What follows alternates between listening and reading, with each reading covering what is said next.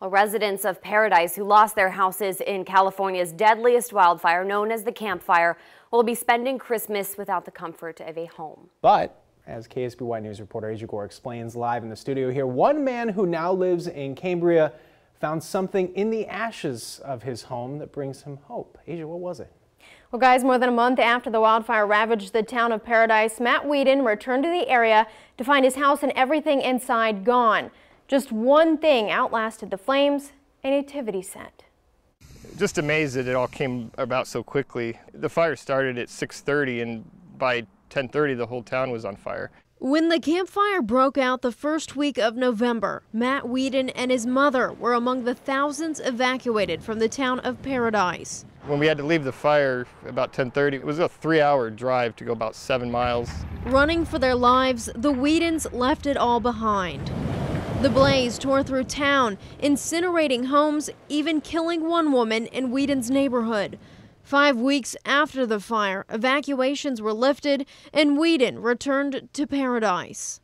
There was nothing left other than the fireplace. The home he made for himself here in Paradise just 4 months earlier, destroyed, except for one thing. In the garage, I sifted through the ashes and the mud, and the only thing I found really fully intact was the nativity scene.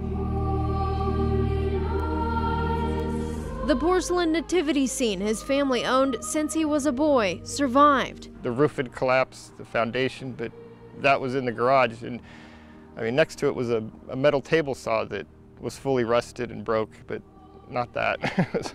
It's incredible. With his lone possession in hand, Whedon drove down the coast to Cambria to rebuild.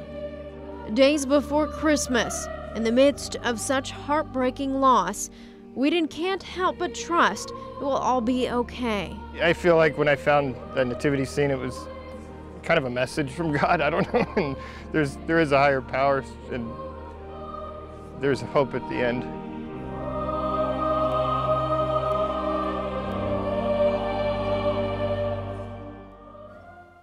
When Whedon and his mother left, they had just his laptop and chameleon. Everything else was lost in the fire. But he says this Christmas, he's just thankful to be alive. Live in the studio, I'm Asia Gore, KSBY News. Absolutely incredible story. Thank you very much, Asia. The fire, meanwhile, burned 153,000 acres and killed at least 86 people and caused an estimated $8 to $10 billion in damages.